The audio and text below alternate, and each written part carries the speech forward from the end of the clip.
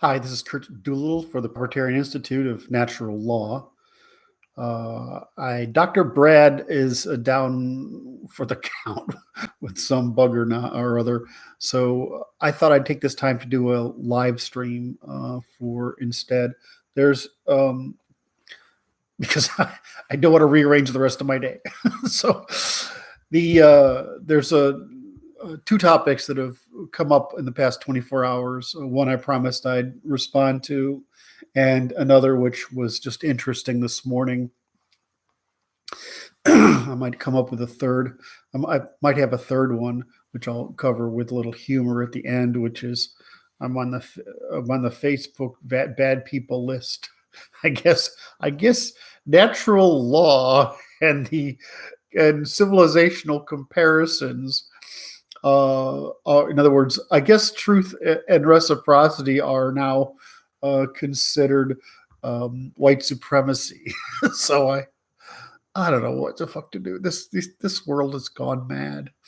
It's gone mad. I can only think about how the Romans must have felt. Anyway, so I think I'll continue talking about this for a little bit until I start in case somebody wants to show up and participate in the chat. So we got this note. Of course, I know that, of course, January 6th just caused a complete catastrophe for anybody who advocates on behalf of Western civilization and the Western populations. It was a catastrophe because they used that as a pretext as being more severe than the year of tirades by the radical left against the middle class. And the total lack of prosecution of those people. They use that as a pretext to come after anybody who's even moderately conservative who happened to show up, including guys in silly costumes who are absolutely no threat at all except for their entertainment value. So anyway, because of that, I got on a government watch list or something, not because I was there, but because some people who follow me were there, and apparently I'm an influencer. I try to explain to them if I was an influencer on the hard right, they wouldn't hate me and flame me every day for being Jeffersonian, I guess. But I guess even being Jeffersonian or a continuation of the founding fathers has got into socially unacceptable now, which I think is absolutely hilarious. I'm going to take a break for 1 second and run to the window. It's a comfortable temperature out here, so I have the windows open. Unfortunately, the carpenters are working on the house, so it's making a little bit of noise. So give me 10 seconds.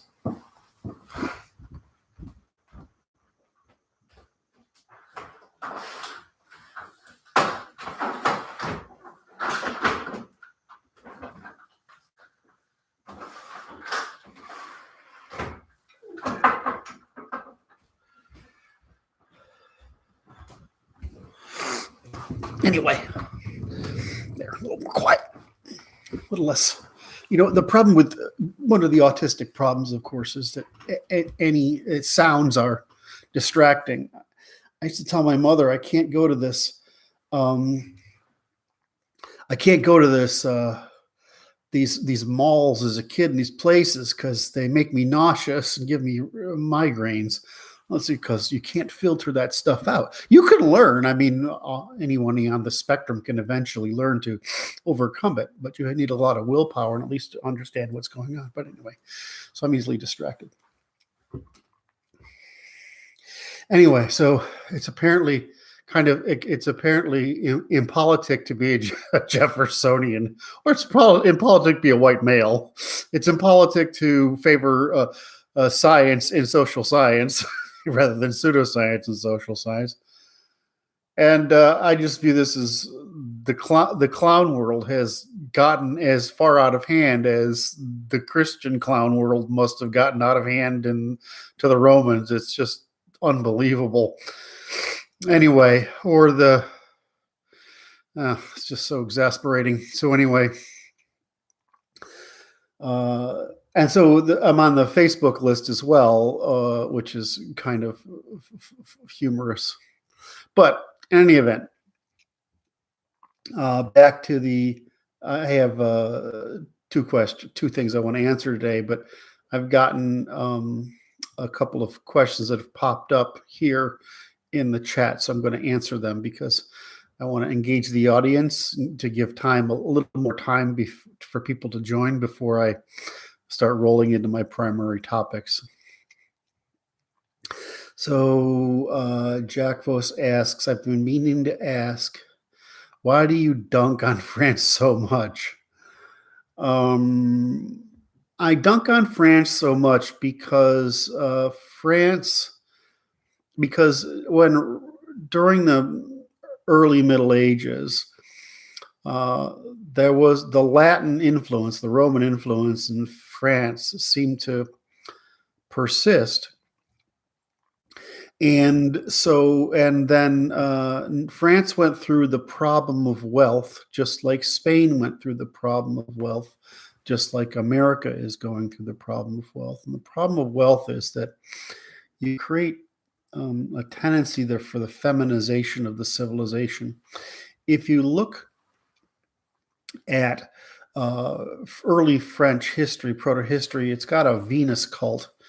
So you can see this femininity expressed in their language, in their virtue signaling, in their treatment of the family, etc., and in their authoritarianism. So the church was most powerful in the sense we understand it in France, and France tried to bring the papacy to France multiple times. It was the French who destroyed the Templars. It was the French who developed the feminine court, and it was the French who feminized their language.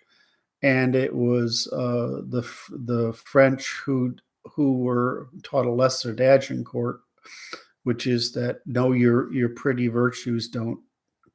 In other words, your self-image, your holiness doesn't protect you from the violence of war. So I'm just trying to skim over this. The French have a feminine culture. So why would you see a Rousseau resonate with that feminine culture? Why would you see the French eradicate the Protestant middle class? Why would you see the peasantry eradicate the aristocracy? And why would you see these people essentially convert the church? In other words, the state took over the role of the church and brought about this secular humanitarianism. They didn't bring about the English version of the Enlightenment, which was the scientific and empirical revolution, and maintain our traditions and evolve into the modern state. The French did, and so they have feminine, Catholic, church, clerical, authoritarian, socialist tendencies. So you have Rousseau. Rousseau gets to Hegel. Hegel gets to Marx. The Jews in Germany go through their Enlightenment because that's the sequence that happened. The Renaissance in Italy, the empirical revolution in Britain, the counter reaction, although there's Enlightenment, is really a counter Enlightenment of France, the attempt for the Germans to produce a secular theology as well, but again, maintaining the Germanic versus the Latin hierarchical model. In other words, the hierarchical model versus the equalitarian model. And so you get Hegel, and then that gets to Marx and the Jews in Jewish Germany, and they go through their Reformation as well, and which turns into Marxism and communism, which is just a continuation of the Jewish strategy, just like The French were continuing the Latin feminine strategy, just like the Germans, and were continuing the masculine martial tradition, just like the English were continuing the Scandinavian version of the Martian of the military tradition. So, like I say, we don't, whenever the change comes about, we don't give up on our group evolutionary strategies. They're metaphysical. We try to find some new rationalization, excuse, or deceit to justify them and weaponize them in modernity. So what happened after the wars was, of course, they discovered that capital that by the fairly quickly that you can't the Marxism promise to the underclass can't work because capitalism is actually superior for the working class, the working and laboring classes, than socialism. It requires you maintain the masculine hierarchical structure to your society with markets, but despite the difference in people, everybody keeps getting better. What happens in socialism is the attempt to shrink that difference makes everybody worse. And this is the natural relationship between the male and female group strategies. So, in essence, the French can't, just like women can't participate in henpecking and always tear each other down, and just like women demand a monopoly, so there's elimination of as much competition as possible, especially rational, technological, and scientific and legal advancement. Because they're not able to do this, just like we saw the Jews aren't able to do it. So though females always continue this undermining and in the search for authoritarian monopoly. So France, not wanting, very envious of her aristocratic success as a pre-Rousseauian aristocratic civilization, they're trying to bring about past glories, just like China's trying to bring about past glories. So the French tried to bring about these past glories by the same authoritarian method that the Byzantines did, which was the collapse of state and religion into state law and religion, which, of course, the Byzantine attempt to do that, the minute you bring law into religion, you conflate philosophy and science with theology, you make this authoritarian monopoly. The minute you do that, you think you're consolidating, but what you really do is people don't change their group strategy. They don't change their law. They just change the story they tell. So we're not seeing people change their group evolutionary strategy or the laws that enforce their group evolutionary strategy. They're only changing the story they tell to excuse their group evolutionary strategy, and the stories they tell to use their group evolutionary strategy to conduct offensive warfare against others. So what are the French trying to do? They maintained their colonies. They've maintained their armies. They've done this by an authoritarian, highly democratic, highly redistributive bureaucracy that creates a permanent unemployed class and a permanent employed class.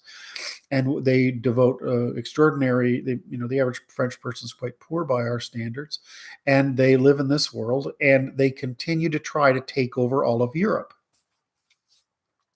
So they're still trying to do it. France tried to create the euro because they didn't want to be a third-rate power in the world. They wanted to recapture past glory. So the French tried to create the eurozone. Well, what happened, of course, is that the Germans are better than everybody around them. They always will be, as long as they behave under the German civilizational strategy. Just like if we had continued the monarchies and the Prussian method of government, we would have continued our extraordinary success instead of the idiocy of Jefferson bringing some of these French ideas into our government. So in any event, the reason the French are a problem is because they're undermine us at every single opportunity in our history, in our modern history, in order to try to regain past glories that were not due to that were due to those factors that are similar to us, not to those post-revolutionary factors that are feminine and different from us. And so you have the Russian model, which is that I love Russians. They're what they do is rational. You have the Intermarium or Slavic model. You have the Germanic model. You have the Greco Southern Italian Spanish model, and you have just as France is the torn civilization in Europe. In other words, half feminine Latin, half Germanic people, and though they're just in the same position Turkey is. And the French, like Turkish, double down on their feminine clerisy rather than their masculine reason. And so France is a torn country, which is taking down the rest of Europe, just like Turkey is a torn country, which is ending our ability to recover some semblance of rationality in the Balkans. So I hope that was enough of an explanation for you. I feel like I have to give this sermon a few hundred times for it to stick. I'm not sure why it's so difficult. It's pretty easy. Listen, look at French culture. It's feminine. Look at French marriages. They're female. Look at the French family. It's female. Look at French government. It's effeminate. I mean, they have a feminine civilization pursuing feminine authoritarian goals, just like the Byzantines. And they're doing the same problem, is that they're bringing the enemy into our midst by being, anyway. So the French start the counter-revolution against Anglo-Germanic empiricism, and once they start that revolution with the French Revolution, all they do is fall behind. All right, so if I think that's I answered the first question. How many books are you working on? Well, I'm working on an idea. I'm not like different from anybody else. Look at all these other scholars in history who put together works, and they figure out it's going to take 4 books to do it. They get the first 1 or 2 or 3 out. I mean, even Marx didn't finish, right? I mean, a lot of guys don't finish their intellectual projects because they're freaking hard. I've got natural law down to pretty tight. Get the mail. Telling me to get the mail. So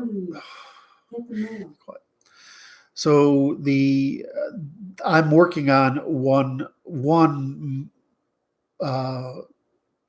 one theory, right? I mean, which is the completion of the sciences, the unification of the sciences, the completion of the scientific method. In that is my most important work, which I value about, which is not purely theoretical, it's useful, it's applied science, the applied science of law.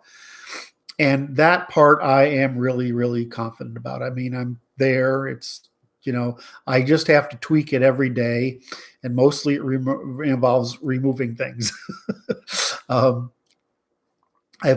completed the book on libertarianism a couple of years ago. I just don't want to be known for that, so to speak. And so I don't really want to put that out there.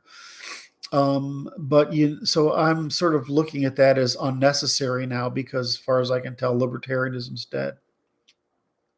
So I want to produce my work on the law. I want to produce my work on applied law. And in other words, it's basically, think of it as, how there's the commercial code or the federal code or the local code, whatever these codes of law are. These are pre-calculated arguments in order to state things. And so there's a difference between the law proper and the code, which is like, how do you answer questions of abortion and homosexuality? I mean, all the complex things. So that's another work. And I suppose that'll be done like, in iterations. Like it'll be like something we update like the dictionary, because it's never ending. And the next thing I want to work on, of course, is religion, because I want to work on the truthful religion. That should come down to something very short. I mean, 80 pages. So that's really where I am. I started out with those sort of four, and I'm still sort of there. The only question I had was whether I should put the law out first and the constitutional reforms in that book, or I should put the law out first and then the constitutional reforms separately. That's really the only issue. But these are all variations on how to slice the same pie. Frank asks, how does Hoppe know your critique of his method? I know he doesn't like me.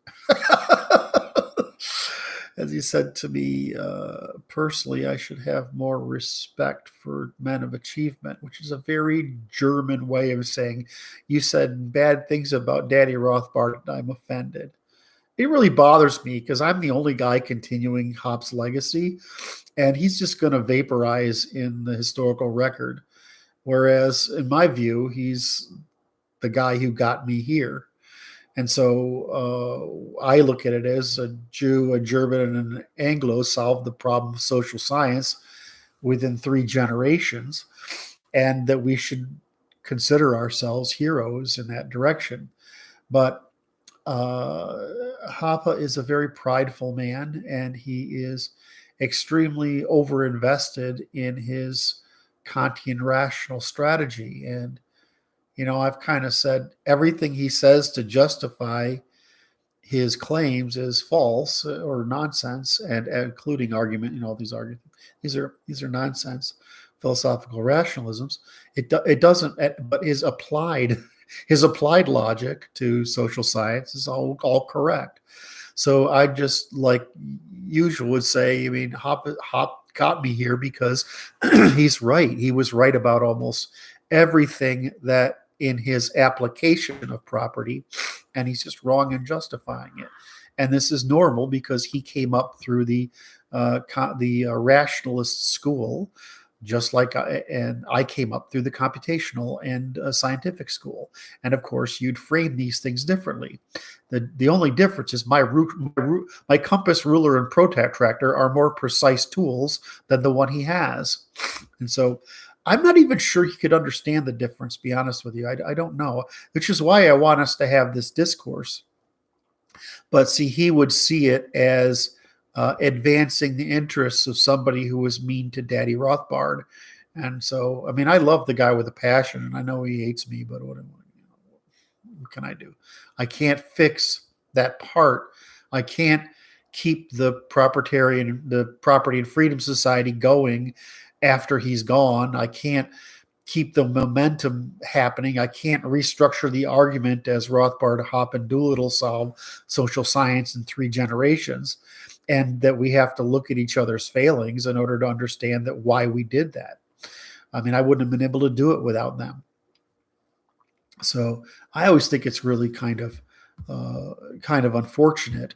But again, I'm an Anglo entrepreneur, right? I mean, I'm definitely Anglo-American. He's German, and German has this sort of hierarchy of and Americans don't.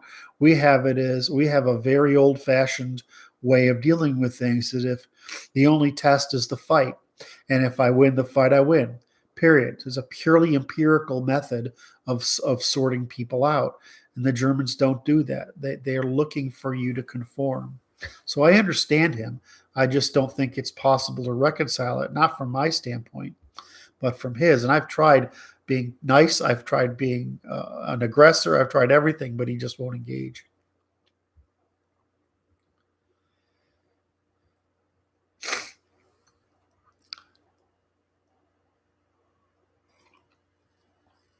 Jack Vos says, so am I correct in assuming that all of that applies to the Latin cultures, just that the French were powerful enough to force it on the rest of Europe at the end of a bayonet? Yep.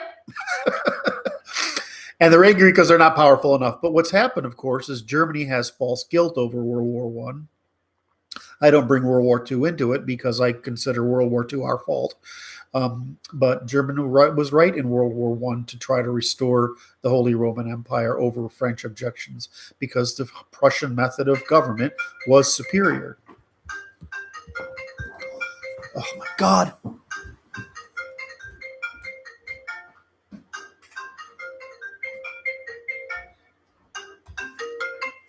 You notice in Ukraine, I never got scam calls, and here I still get tons of them. Anyway, forgot where I was. Latin cultures. So yeah, the French have defended themselves at high cost against against becoming a third-rate power, and so after England, they're the strong power in Europe. Germany has remained this guilt and falsely and unfortunately, and so Germany's always, despite being the core of Europe.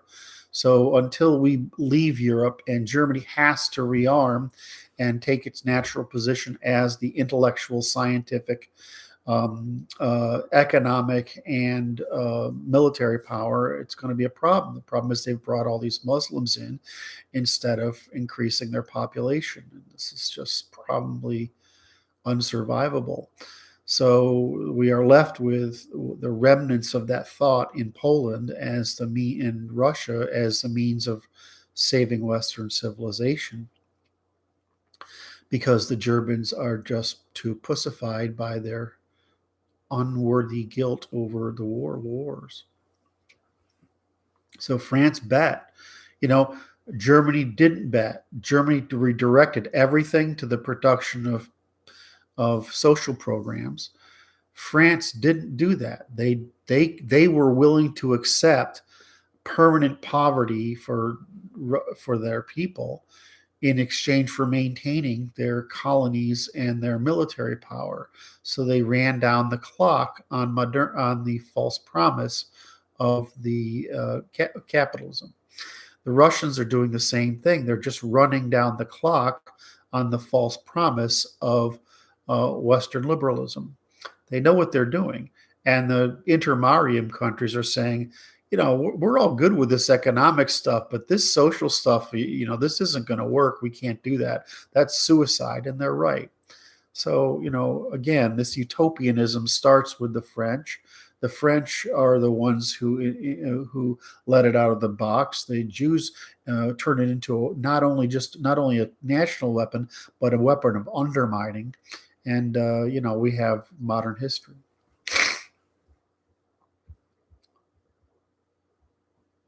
So I'm going through it.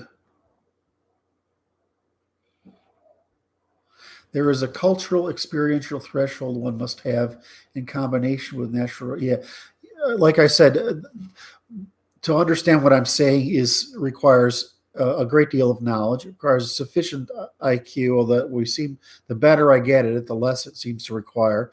It requires that you have sufficient systematizing over empathizing so that you can tell your brain solves for true, whether it's desirable or not. And you need to have sufficient disagreeableness for the same reason, and that you need to not feel compelled to follow the herd. So we're really just talking about male pack strategy, empirical pack strategies, versus female empathic herd strategies. And there's only so many of us that are male enough in brain to be able to and knowledgeable enough to follow what I'm saying. I run into people quite often who are, these, especially some of the professors who've been talking about history for their whole lives. So they do a slightly better job than I do at presentation because they have more narratives to use. So I've spent most of my life doing different kind of narration, which is, in business and industry and finance and law. And so I have a slightly different repertoire of things, but it's just natural that it'd be somewhat harder for me to get my ideas across.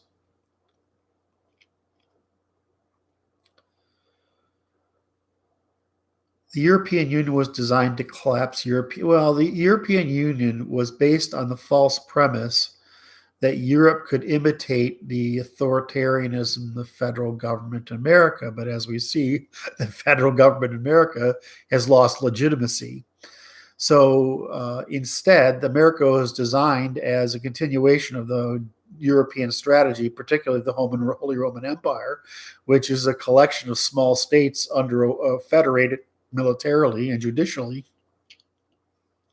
under a very weak government that basically had nothing other to do than to determine the legitimacy of the rulers of any given of the small states. So that's what our tradition was. The Civil War, of course, which was really a war over the expansion of control into the territories.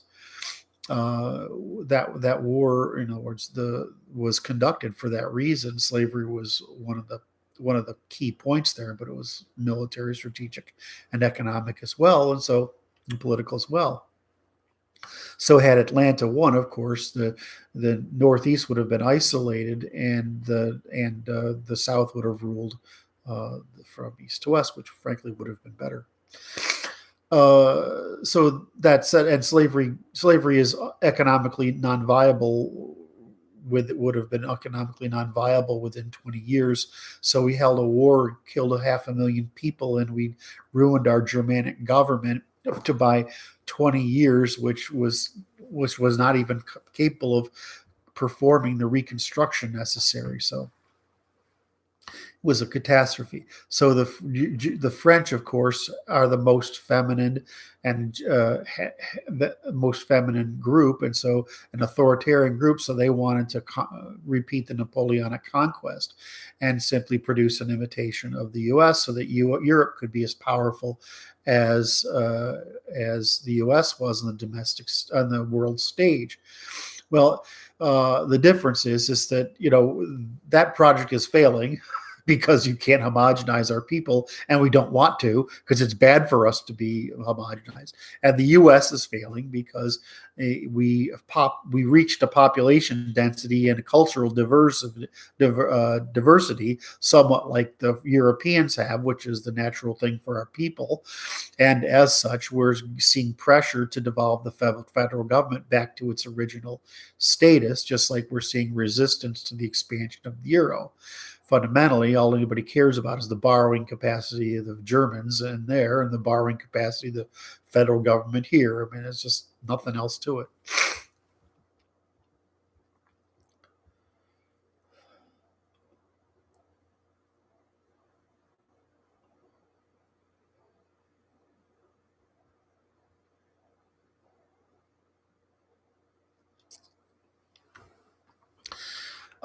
Smith asked me, what do you think will happen with violence in the future? I can predict, I'm successful at predicting the in other words, the evolution of causal chains. I'm not successful, apparently, in predicting the rate of adaptation of a population. This is probably due to my greater experience in commerce and marketing than politics. And so politicians have a much more pessimistic view, and I guess I should have had a more pessimistic view of the movement of the Overton window. But in the end, all incentives prevail. So I would expect that we will devolve into violence if we don't devolve the government. And I think that at the rate the left and right are coming to this realization, it'll happen. That common understanding will happen before the 2025 to 2030 window. In other words, history would predict that you'd have what we have and that it would be corrected by 2030. I mean, it would reach peak by 2030. I'm an early mover, so I saw it happening in around 2020. I was correct in my prediction on that side. I was incorrect in my prediction of how fast the population would would understand what was going on. I think that the left's successful suppression of right speech is influential in causing this delay. Just like I suspect the Trump phenomenon, the rather insane belief that the president is powerful enough to bring about this kind of change, I suspect that is another delaying tactic.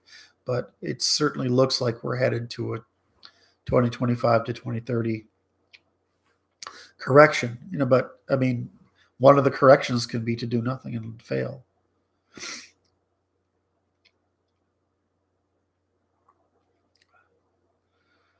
I don't think any particular president undermined Western civilization the most. I think it's certainly it's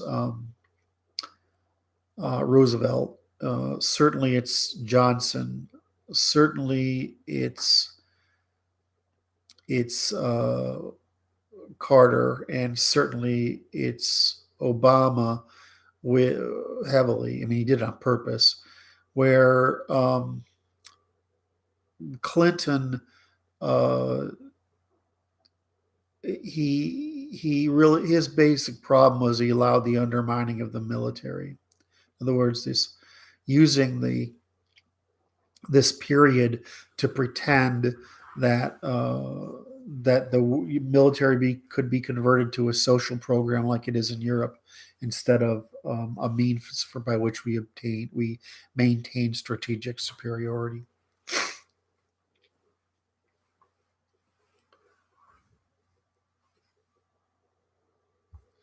Yeah, I'm kind of betting on. So he says I bet on Texas.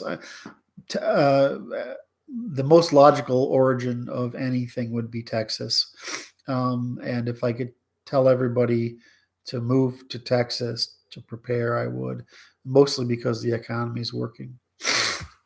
But I mean, California is like the origin of cancer, from which the metastasization of the disease will spread.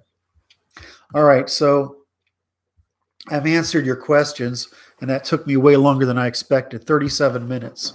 So I'm going to roll over into my two topics that I wanted to cover today. I'm going to reverse them and go from the political one to the technical one. Um, so if I can make sure I get this right, uh, um, the Pentagon's AI. Somebody contacted me yesterday on Twitter. I think it was Twitter, and said, "What is your comment on the Pentagon's AI chief resignation as a failure?" Excuse me, resignation. In other words, he says the Chinese are 20 years ahead. We've already failed. They've won the AI war, and the reason is our government is structured too weakly to win this war. And that's because the kind of people you can bring into government at present is in other words, we need the equivalent of the research program for the atomic bomb, the Manhattan Project. We need that level of talent applied to AI. And what we have instead is some very wealthy companies forming a state within a state that have transnational boundaries of interest and who are acting as transnational state within a state, again, and prohibiting us from using the technology because they're basically buying their way into it. So monopolizing it. Furthermore, they won't work with the government. So, of course, this is a very solvable problem, but it's not solvable with a weak government. And we've by definition created a weak government. We didn't, however, create a weak military. And so the military can solve this problem. But the people in the military aren't competent to solve this problem for reasons that have been put in place since Vietnam, and were amplified under both uh, amplified both under Carter's post-war reduction of the intelligence services, um, the 1990s under Clinton, his attempt to undermine the military, and Obama's attempt to undermine Western civilization. These all were pretty successful, so that you prove that it's really easy for these people to not do things or do minor things that undermine the country, but it's very hard for a president or anyone to go in and fix the problems created by undermining. So let's talk about the AI problem and the bureaucracy problem. In order to understand the AI problem, you have to understand the bureaucracy problem and the weak government problem. And you have to understand why proprietarianism, my P law, corrects it, is that there's no empirical method of, in other words, there's no formal logic of government in what we have. It's just a set of utopian presumptions with competition forming the method of doing of getting things done. There's no luck today. But what we would need is we would need a legal and political science to make this all happen. We need some means by which to conduct the operations of the state, so that this is driving me nuts. We would need something to do it, because now what we're really left with is human discretion. Worse, the Prussians developed professional bureaucracy. The Germans produced professional bureaucracy. So that's why Germans invented the superior state, and why Germany was so effective at record keeping and all this other nonsense, as well as why Germany was continuing the second scientific revolution, which was terminated by the wars. So, this is a very complex thing, is that people came back from the wars understanding what the Germans had done. So they brought back a professional bureaucracy as a means of overcoming the problem in American bureaucracy. Sorry, I'm getting a problem here. They were overcoming the problems which was exhaustive clientelism. So exhaustive clientelism means we've created a government where you could effectively buy your way into political positions, or political positions were created by what we do today. You appoint appointees, which is just favoritism. So the problem in that is that we tried to say, okay, how do we create a professional bureaucracy, but we didn't get rid of appointees. Well, the problem is these professional bureaucracies have power too. And so they're supposed to be professional, independent, and empirical, but they're not. They're just another bureaucracy. So you see the failure of our bureaucracies, because they become rent-seeking bureaucracies, and just as clientelism becomes externally rent. In other words, if you put in clientelism, you're going to get special interests who actually run your bureaucracies. And if you have professional bureaucracies, then the professional bureaucracy maximizes rents, just like does the management of every private sector organization. So in a sense, there's no adversarial competition to these. There's no market that prevents either of these from working. Of course, the answer is you privatize every bureaucracy you possibly can, is the easiest answer. And some of them, though, aren't really privatizable. What the military does is it conducts war games. This essentially, and it's just like the police could create investigation units, right, where police investigate other police. The military conducts war games, and they will try to learn from them. And that's because the military has great incentive to conduct war games and learn from them. But even the military doesn't do it very often, because they're not seeking falsification. What we're looking for is seeking falsification and continuous adaptation. So even the military does it; they do it poorly. Well, did the FDA? What did the FDA? And excuse me, did the Did the medical industry, the CDC, perform war games? Absolutely not. So what happened? It maximized rents. So it became a means of career fulfillment independent of mission in the CDC. So bureaucracy failed. But this is just a really common and really popular example of why all bureaucracies failed. So if you go to, I've done painfully exhaustive work with the governments, and you know who's in government? The worst fucking people. That's who goes into government because they're not subject to competitive advantage, and so they're really specialists in saying no and getting nothing done. And so if this is what you see, is that you see bureaucracies develop specialization in saying no and getting nothing done, and they only react in response to their existence. So what have you seen in the military's attempt to deal with software? Well, you've seen in the military's attempt to software the same thing that we saw in the IRS attempt to create software.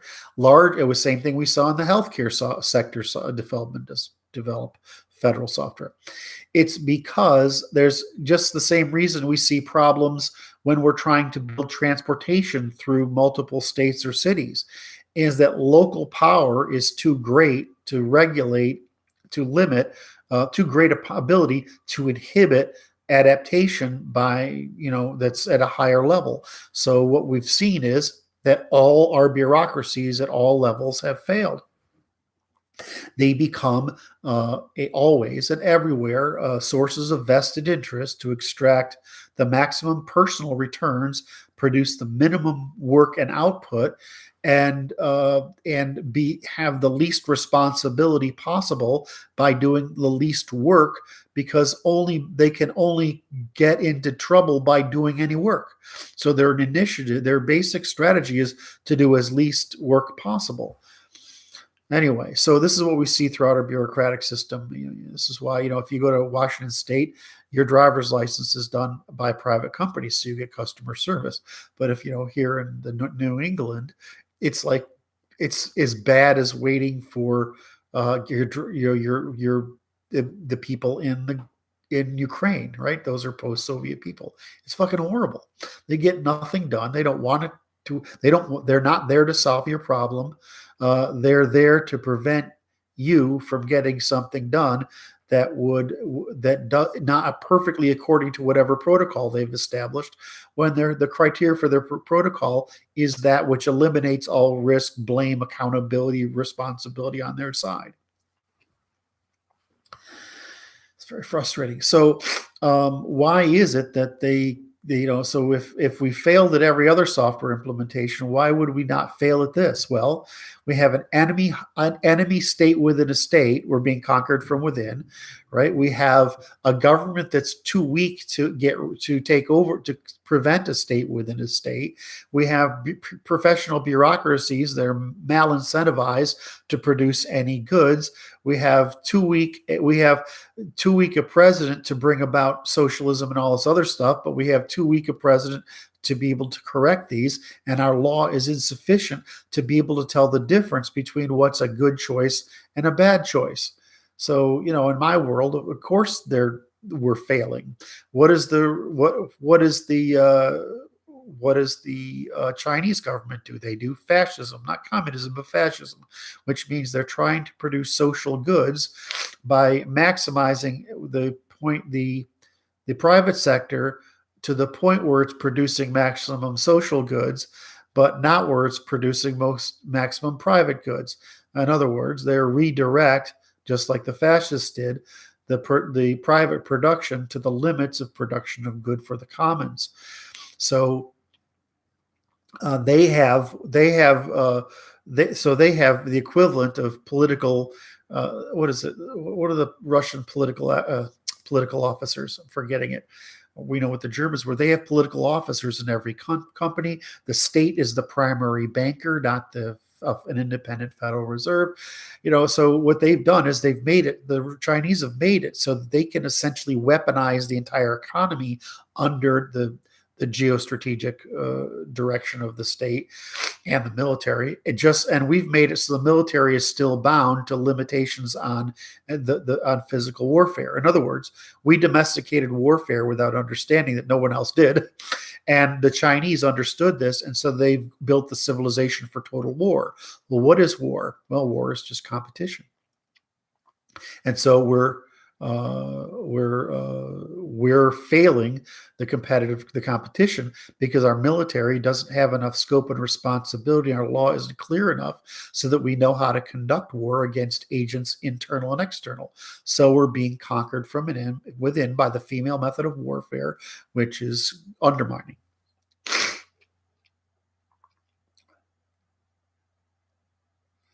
Well, what's the difference between fascism and communism? Fascism is just, you have pure rule of law, which means that it's entirely in favor of the private sector, and then you have just a minimal police state. You have fascism, which is the compromise between the state and the private sector. In other words, you're limiting the private sector to those things which benefit the commons. You don't in other words, they're not allowed to operate at the expense of the commons. And communism, which eradicates the private sector and produces just commons, but the state takes all responsibility. Well, or socialism and communism.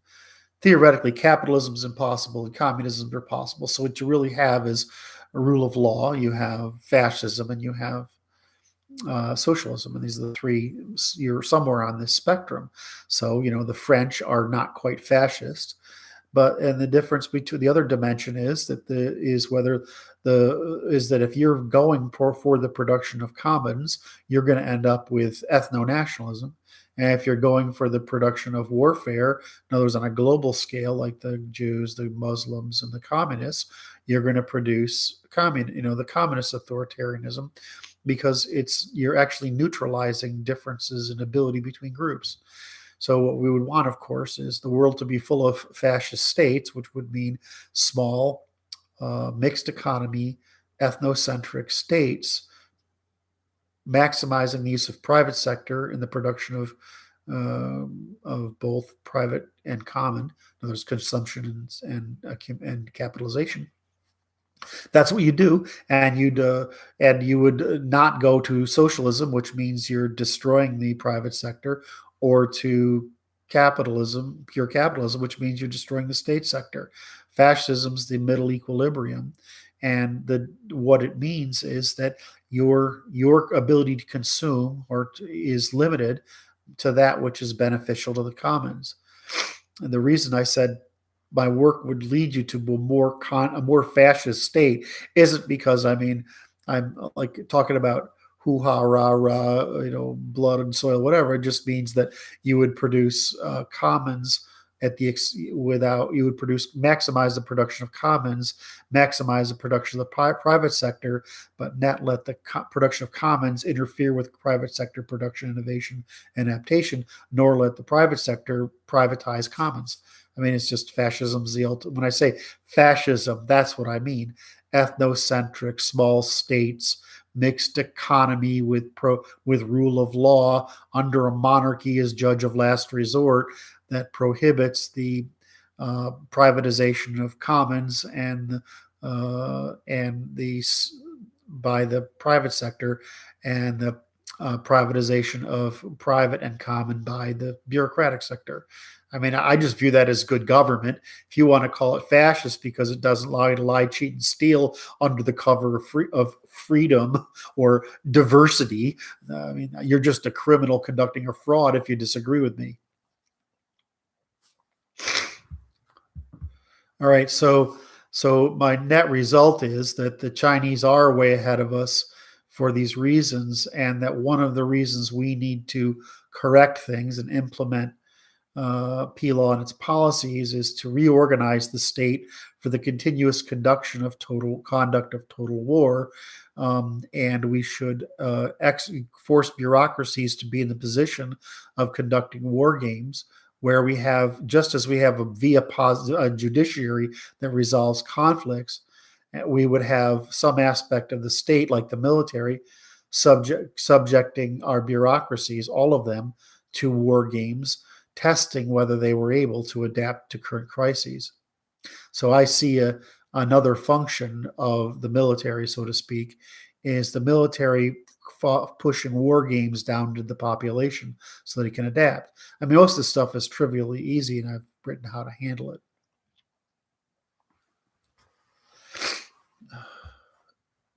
I'm not going to define the commons again. It's up on the site over and over again.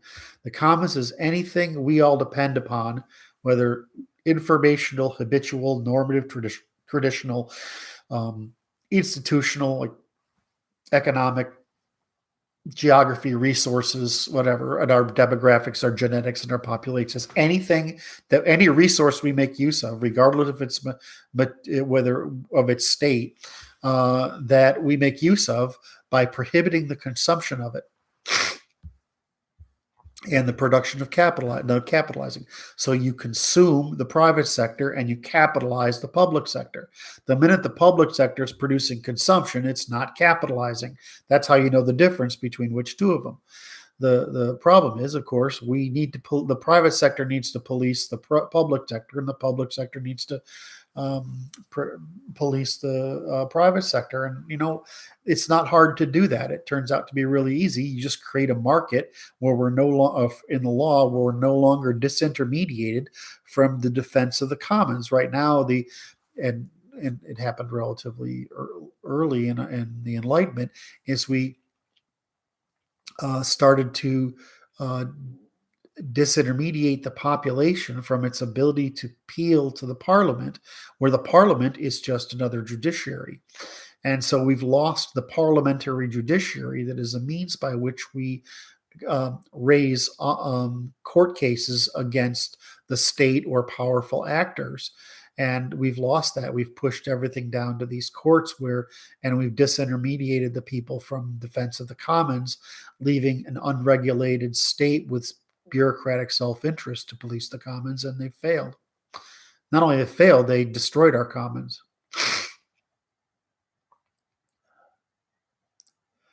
Why did you originally start the discussions with Dr. Brad? I didn't. He did.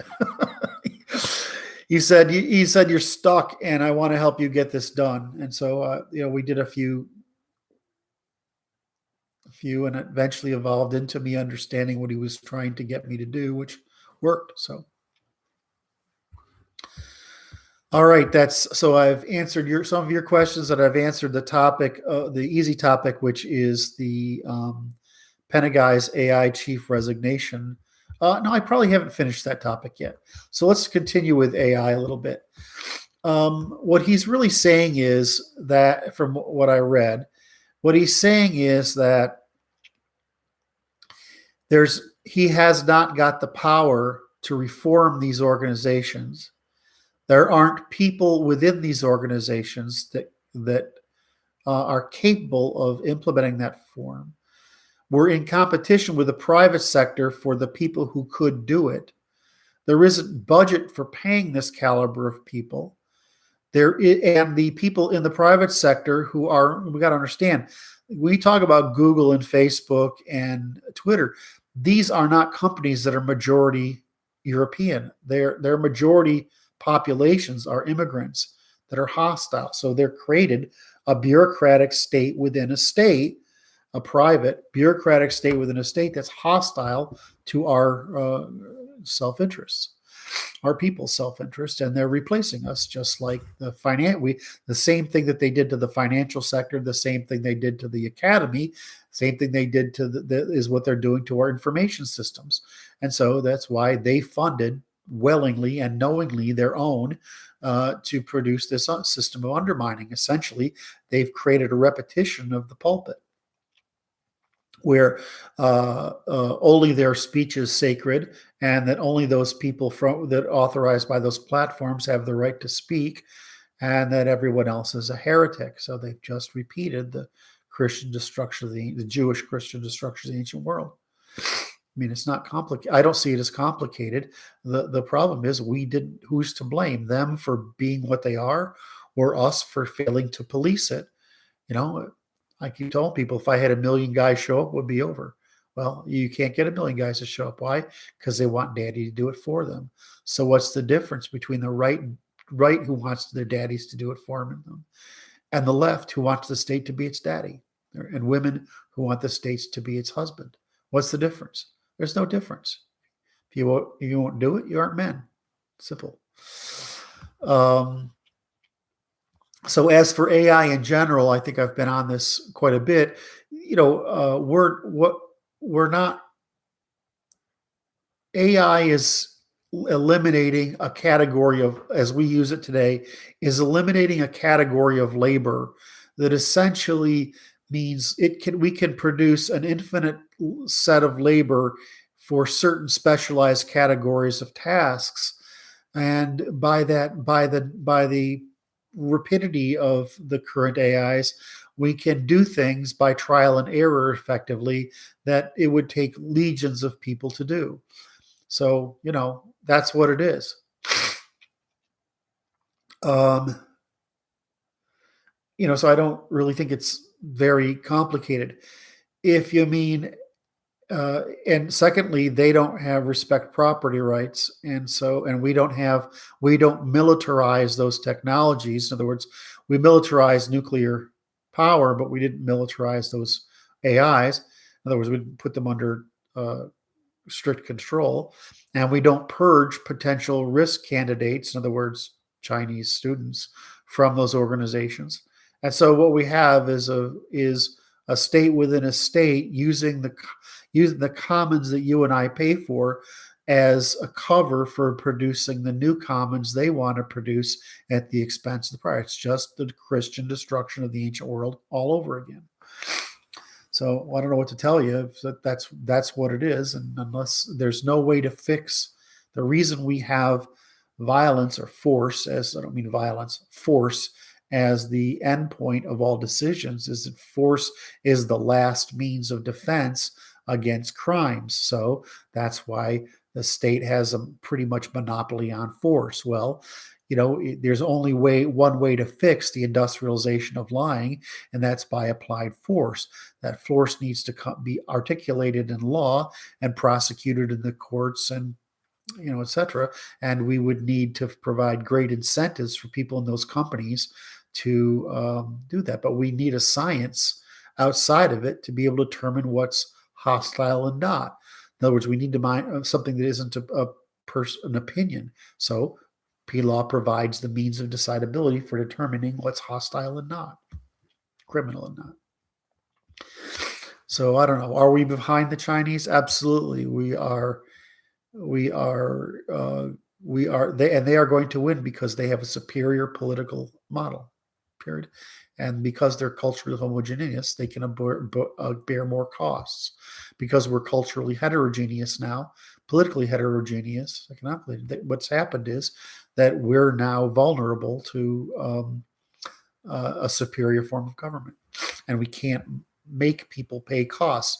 Democracies notoriously will not pay costs of war. So we have the worst form of government for conducting a war of this nature by total war against us. All right. So what was my third topic? Induction. I don't know if I want to do that today. I think I'm going to not do that. Where are you guys again? You are in Google. All right. I think we're out of questions, right? Okay. I answered some of your questions, and I handled the problem of the reason for our backwardness is the failure of our organization of our system of government. In other words, it comes down to really simple. Without solving the problem of first principles of law, social order, and politics, you are stuck with a lot of wiggle room. P-law solves the problem of first orders and politics, allowing us to have strong government, but strong defense of our rights. Without this P-law, you can't do it. It's not an opinion. period. It's just a simple factor of whether things are decidable or not by human beings, given the incentives that they have. All right. So I've done my job. I've been on for an hour. I think I'm going to, and I'm losing my voice and I need another cup of coffee. So I think right now I'm going to, unless there's more questions, I'm going to end this discourse at an hour. I'll come back later if I feel like it and handle this problem of induction that Martin has asked me about. But it just feels like it's not suitable for this conversation. I've talked mostly about the political here, and I want to talk about something technical, so I think I'm going to split them. All right. Anybody else? No, I don't see any questions in this chat. I'm going to move on then. All right. Love you guys. Thanks for participating. I enjoyed your questions as always, and it's always a pleasure to talk to you. This is Kurt Doolittle for the Proprietarian Institute of Natural Law.